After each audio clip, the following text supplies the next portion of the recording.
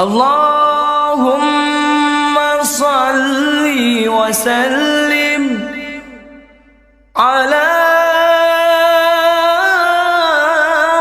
Sayyidina Muhammadin wa ala ali Sayyidina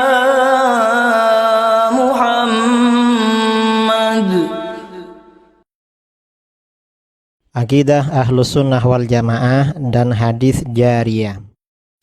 Ahad tidak mampu menjawab, dan tetapi mengajukan dalil lain berkata keyakinan bahwa Allah di langit telah dijelaskan oleh Rasulullah SAW. Itu hadis jariyah.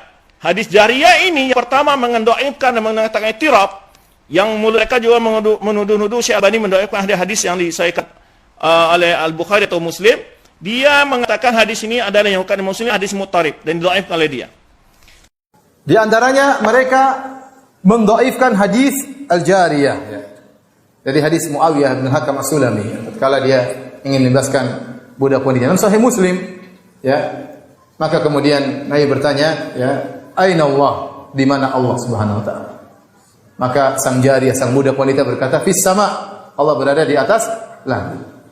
Di antara ciri khas Ahlus Sunnah wal Jamaah adalah meyakini bahwa Allah maha sempurna secara mutlak, maha suci dari segala kekurangan. Semua apa yang ada di alam jagat raya ini pasti butuh kepada Allah. Dia tidak butuh kepada apapun di alam jagat raya ini. Dia tidak menyerupai apapun dari makhluknya, maha suci dari tempat dan arah, serta tidak butuh pada tempat dan arah. Demikian ini sebagaimana ditetapkan berdasarkan dalil-dalil qat'i, baik ayat-ayat dan hadis-hadis yang muhkamat maupun dalil-dalil akli atau dalil rasional. Lalu bagaimana dengan hadis jariyah, hadis tentang budak perempuan yang dijadikan dalil oleh kaum Salafi Wahabi yang mengesankan bahwa Allah bertempat di langit? Hadis jariyah tersebut jelas tidak bisa dijadikan dalil bahwa Allah itu bertempat di langit, selain karena hadis tersebut adalah hadis ahad, sebagaimana dikatakan oleh Al-Albani, seorang tokoh Salafi Wahabi. Hadis tersebut juga muttarib, simpang siur, membingungkan dan kacau, sebagaimana dikatakan oleh para ulama ahli hadis. Dan seandainya hadis tersebut diterima kesahihannya, maka pengertiannya harus ditakwil agar sejalan dengan dalil-dalil yang muhkamat, sebagaimana telah dilakukan oleh para ulama ahli hadis. Berikut ini adalah bukti-bukti bahwa hadis jariyah tersebut muttarib, sebagaimana dikatakan oleh para ulama semisal Al-Imam Ahmad bin Hanbal, Al-Baihaqi, dan Al-Hafidh Ibnu Hajar rahimahumullah. Hadis pertama tentang hadis jariyah diriwayatkan oleh Imam Muslim di dalam sahihnya dalam bab tahrimil kalam fis shalah wa naskhi ma kana min ibahatin, keharaman berbicara ketika sedang sholat dan dinasahnya kebolehan berbicara sebelumnya. Hadis ini diriwayatkan oleh Imam Muslim. Hadis ini panjang sekali. Kemudian di bagian akhir hadis ini dikatakan, qala wa kanat li jariyatun tar'a ghanaman li qibala Uhudin wal Jawaniyah fattala'tu dhata yawmin fa idzan adh-dhi'bu qad dhahaba bi syatin min ghanamiha wa ana rajulun min bani Adam asafu kama ya'safun lakinni shaqaqtuha shaqqatan fa ataitu Rasulullah sallallahu alaihi wasallam fa 'azzama dzalika alai qultu ya Rasulullah afala u'tiquha qala i'tini biha fa ataituhu biha fa qala laha ayna Allah qalat fis sama qala man ana qalat anta Rasulullah qala a'tikha fa innaha mu'minah. Muawiyah bin Al-Hakam As-Sulami berkata, aku punya seorang budak perempuan yang menggembala kambingku di arah Uhud dan Jawaniyah. Pada suatu hari aku melihatnya, ternyata ada seekor serigala yang membawa seekor kambing yang digembalakannya. Aku seorang laki-laki biasa dari anak cucu Adam yang bisa marah seperti mereka. Tetapi aku menempelengnya satu kali. Lalu aku mendatangi Rasulullah SAW. Beliau menganggap tindakanku sebagai dosa besar bagiku. Aku berkata, ya Rasulullah, apakah tidak aku merdekakan saja budakku ini? Beliau bersabda, bawalah ia kepadaku. Lalu aku membawanya kepada beliau. Beliau bertanya kepadanya, di manakah Allah? Ia berkata, di langit. Beliau bertanya lagi, aku siapa? Ia berkata, engkau Rasulullah. Beliau bersabda, merdekakanlah karena ia seorang budak yang beriman. Demikian riwayat Imam Muslim. Riwayat kedua diriwayatkan oleh Al-Imam Al-Hafidh Ibnu Qani dalam kitab Mu'jamus Sahabah an Muawiyah bin Al-Hakam annahu arada itqa amatin lahu sauda fa'ata bihan nabiyya sallallahu alaihi wasallam faqala laha man rabbuk qalat alladhi fis sama faqala laha man ana qalat Rasulullah sallallahu alaihi wasallam qala atikha fa innaha mu'minah. Dari Muawiyah bin Al-Hakam bahwa ia hendak memerdekakan budak perempuan berkulit hitam. Lalu ia membawanya kepada Nabi SAW. Beliau bertanya, siapa Tuhanmu? Ia berkata, Tuhan yang ada di langit. Beliau bertanya lagi, aku siapa? Ia berkata, engkaulah Rasulullah SAW. Beliau bersabda, merdekakanlah karena ia budak yang beriman. Jadi dalam riwayat Ibnu Qani, pertanyaan Rasulullah bukan di mana Allah, tetapi siapa Tuhanmu? Riwayat yang ketiga diriwayatkan oleh Imam Malik dalam kitab Al-Muwatta. Babu ma yajuzu minal adki fir raqab al-wajibah. Ini haddatsani Malik an Hilal bin Usamah an Atha bin Yasar an Umar bin Al-Hakam annahu qala ataitu Rasulullah sallallahu alaihi wasallam fakultu ya Rasulullah inna jariyatan li kanat tar'a ghanaman li faji'tuha wa qad fuqidat syatun minal ghanam fas'altuha anha faqalat akalaha dhi'bu fasiftu 'alaiha wa kuntu min bani adam falatamtu wajhaha wa 'alayya raqabatun afa'tikuha faqala laha Rasulullah sallallahu alaihi wasallam ayna Allah faqalat fis sama faqala man ana faqalat anta Rasulullah faqala Rasulullah sallallahu alaihi wasallam a'tikha. Dari Umar bin Al-Hakam, ia berkata, aku mendatangi Rasulullah SAW. Lalu aku berkata, ya Rasulullah, aku memiliki seorang budak perempuan yang menggembala kambingku. Lalu aku mendatanginya dan seekor kambing telah hilang. Lalu aku bertanya kepadanya, ia berkata, dimakan serigala. Lalu aku memarahinya. Dan aku manusia biasa, aku tempeleng wajahnya. Sedangkan aku punya tanggungan memerdekakan budak, maksudnya bernazar. Apakah budak itu aku merdekakan saja? Rasulullah SAW bersabda kepadanya, di mana Allah? Ia berkata, di langit. Beliau bersabda, aku siapa? Ia berkata, engkau Rasulullah. Rasulullah SAW bersabda, merdekakanlah. Kemudian riwayat keempat diriwayatkan oleh Imam Abdul Razzaq dalam kitabnya Al-Musannaf. An Ibni Jurayj qala akhbarani Ata'un anna rajulan kanat lahu jariyatun fi ghanamin tar'aha wa kanat syata safiyyin ya'ni ghaziratin fi ghanamihi tilka farada yu'tiha nabiyallah sallallahu alaihi wasallam faja'a as-sab'u fantaza'a dar'aha faghadiba ar-rajulu fasaqqa wajha jariyatihi faja'a nabiyallah sallallahu alaihi wasallam fadzakara dzalika lahu wa dzakara annaha kanat 'alaihi raqabatun mu'minatun wa annahu qad hamma yaj'alaha iyyaha hina saqqaha faqala lahu an-nabiyyu sallallahu alaihi wasallam itini biha فسألها النبي صلى الله عليه وسلم أتشهدين أن لا إله إلا الله قالت نعم وأن محمدا عبد الله ورسوله قالت نعم وأن الموت والبعث حق قالت نعم وأن الجنة والنار حق قالت نعم فلما فرغ قال أعتق أو أمسك قلت أثبت هذا قال نعم. Atha bercerita kepadaku bahwa seorang laki-laki sahabat memiliki budak perempuan yang menggembala kambingnya. Di situ ada seekor kambing pilihannya, yaitu kambing yang bagus. Ia bermaksud memberikannya kepada Nabi SAW. Lalu datanglah binatang buas dan mengambil kambing yang lemah. Laki-laki itu pun marah lalu menempeleng budaknya. Lalu ia mendatangi Nabi SAW dan menyampaikan hal itu kepada beliau. Ia menyampaikan bahwa ia punya tanggungan nazar memerdekakan budak yang beriman dan yang setia. Ia benar-benar bermaksud menjadikan budak itu dimerdekakan ketika menempelengnya. Nabi SAW bersabda, bawalah ia kepadaku. Lalu beliau bertanya kepada budak itu, apakah kamu bersaksi bahwa tiada Tuhan selain Allah? Ia berkata, iya. Bahwa Muhammad adalah hamba dan Rasul Allah? Ia berkata, iya. Bahwa kematian dan hari kebangkitan itu benar? Ia berkata, iya. Bahwa surga dan neraka itu benar? Ia berkata iya. Setelah selesai bertanya, beliau bersabda, merdekakan atau kamu tahan saja. Nah, dalam riwayat Imam Atha ini, Rasulullah tidak bertanya di mana Tuhan, tetapi bertanya apakah engkau bersyahadat, bersaksi bahwa tiada Tuhan selain Allah. Kemudian riwayat kelima juga diriwayatkan oleh Imam Abdul Razzaq dalam Al-Musannaf. An Yahya bin Abi Katsir, dari Yahya bin Abi Katsir. Yahya bin Abi Katsir ini yang meriwayatkan juga riwayat Muslim. Qala Shakka rajulun jariyatan lahu faja'a biha an-nabiy sallallahu alaihi wasallam yastashiruhu fi atkiha faqala laha an-nabiy sallallahu alaihi wasallam aina rabbuk fa asharat ila as-sama' qala man ana qalat anta rasulullah qala ahsibuhu aydan dzakara al-ba'tsa ba'da al-mauti wal jannah wan nar thumma qala a'tikha fa innaha mu'minah. Yahya bin Abi Katsir berkata, seorang laki-laki menempeleng budak perempuannya. Lalu ia membawanya kepada Nabi SAW, meminta pendapatnya untuk memerdekakannya. Lalu Nabi SAW bersabda kepada budak itu, di mana Tuhanmu? Ia memberi isyarat ke langit. Beliau bersabda, aku siapa? Ia berkata, engkau Rasulullah. Yahya berkata, aku mengira beliau juga menyebut hari kebangkitan setelah kematian, menyebutkan surga dan neraka. Kemudian beliau bersabda, merdekakanlah karena ia budak yang beriman. Di sini ada isyarat bahwa perempuan ini tidak bisa berbahasa Arab, karenanya menjawab pakai bahasa isyarat, isyarat ke langit.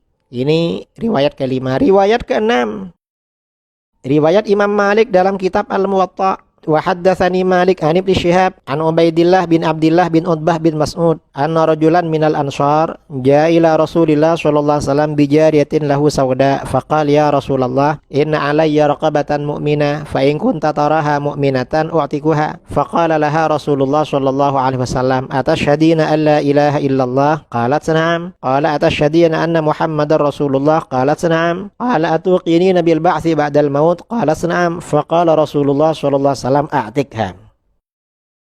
Dari Ubaidillah bin Abdullah bin Utbah bin Mas'ud bahwa seorang laki-laki dari kalangan Ansar mendatangi Nabi Shallallahu Alaihi Wasallam dengan membawa seorang budak perempuan berkulit hitam miliknya. Ia berkata, ya Rasulullah, aku punya tanggungan nazar memerdekakan budak yang beriman. Jika engkau memandangnya beriman, maka akan aku merdekakan. Rasulullah SAW bersabda kepadanya, apakah kamu bersaksi bahwa tiada Tuhan selain Allah? Ia berkata iya. Beliau bersabda, apakah kamu bersaksi bahwa Muhammad Rasulullah? Ia berkata iya. Beliau bersabda, apakah kamu meyakini hari kebangkitan setelah kematian? Ia berkata iya. Rasulullah SAW bersabda, merdekakanlah budak ini.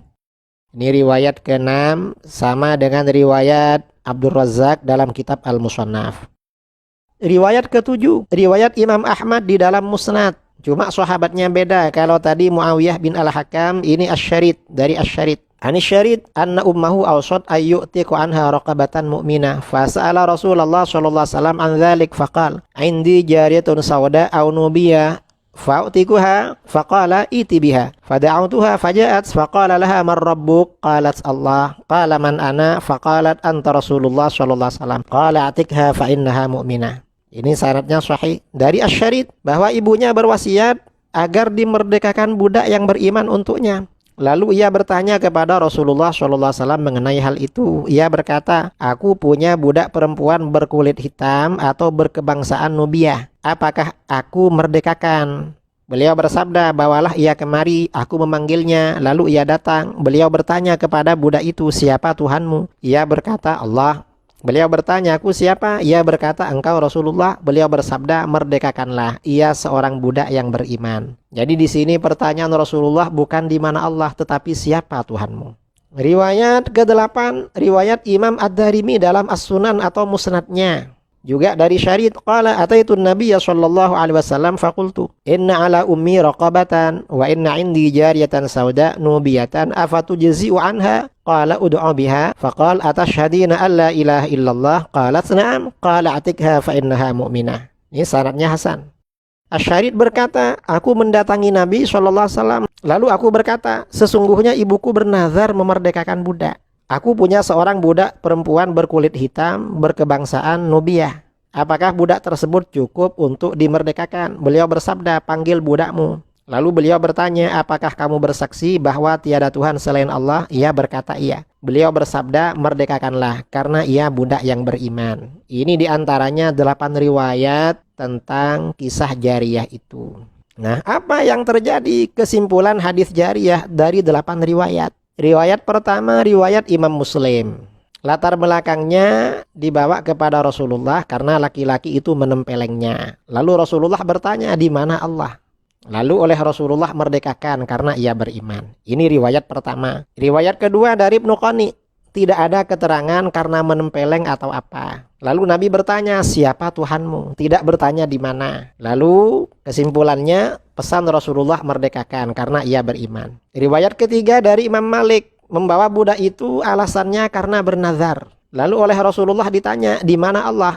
Lalu Rasulullah menjawab, merdekakan saja. Tapi gak disebut beriman. Riwayat keempat dari Abdul Razak. Jadi dia membawa budak itu alasannya karena punya nazar. Lalu Nabi SAW bertanya, apakah kamu bersaksi, bersyahadat? Bukan bertanya di mana Allah. Lalu oleh Rasulullah disabdakan merdekakan atau tahan saja. Lalu riwayat Abdul Razak, riwayat yang kelima. Tidak ada keterangan mengapa membawa budak itu. Pertanyaannya, di mana Tuhanmu? Kemudian terakhir pesan beliau merdekakan karena ia beriman. Riwayat keenam dari Imam Malik, membawa budak itu karena telah bernazar. Tapi pertanyaan Rasulullah SAW adalah apakah bersyahadat, bersaksi. Lalu keterangannya suruh merdekakan. Riwayat ketujuh, riwayat Imam Ahmad, membawa budak karena ibunya bernazar. Lalu pertanyaan Nabi SAW, siapa Tuhanmu? Lalu diperintahkan dimerdekakan. Riwayat ke-8 Ad-Darimi, kisah yang sama, juga ibunya bernazar, jalur lain. Rasulullah SAW bertanya, apakah kamu bersyahadat, bersaksi? Lalu disuruh merdekakan. Nah, ini artinya apa?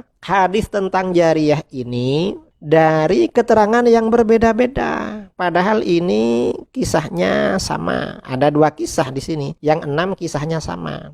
Tapi keterangannya berbeda-beda. Ini namanya muttarib. Kata para ulama tentang hadis muttarib dalam kitab Tadribur Rawi, Syarah Taqribun Nawawi, karangan Imam As-Suyuti, diterangkan, al-muttarib huwa alladhi yurwa ala aujuhin mukhtalifatin mutaqaribah. Fa in rajahat ihdar riwayatain bihifdzi ruwatiha aw kasrati suhbatihil marwiyyi anhu aw ghairi dzalik fal hukmu lirrajihah wa la yakunu muttariban wal ittirab yujibu dhu'fal hadis li isy'arihi bi adamid dhabti. Hadis muttarib itu hadis yang kacau, membingungkan dan simpang siur adalah hadis yang diriwayatkan dengan beberapa keterangan yang berbeda dan berdekatan. Keterangannya berbeda kayak tadi. Apabila salah satu riwayat unggul sebab hafalan perawinya atau banyaknya sahabat yang menjadi sumber periwayatan atau lainnya, maka keputusan hadis tersebut mengikuti yang unggul dan tidak menjadi muttarib. Sebab kenapa? Kekacauan muttarib dapat melemahkan hadis karena memberikan indikasi itu tidak akurat. Seperti tadi. Nah, karena tadi ini muttarib, maka bagaimana? Ini para ulama dulu yang mengatakan muttarib. Misalnya Imam Al-Khallal. Imam Al-Khallal ya, yang wafat tahun 311. Ini mengutip perkataan Imam Ahmad bin Hanbal. Ketika Abu Bakar Al-Athram bertanya kepada Imam Ahmad tentang hadis i'tikha fa innaha mu'minah. Imam Ahmad menjawab, laisa kullu ahadin yaqulu fih innaha mu'minah, yaquluna a'tikha. Juga pertanyaan Ibrahim bin Al-Harith. Imam Ahmad memberikan jawaban yang sama, bahwa tidak semua perawi meriwayatkan dia budak wanita yang beriman. Enggak. Mereka banyak yang mengatakan merdekakan saja. Berarti ini ada indikasi kata-kata beriman karena dia beriman itu tambahan dari perawi atau riwayat dengan makna.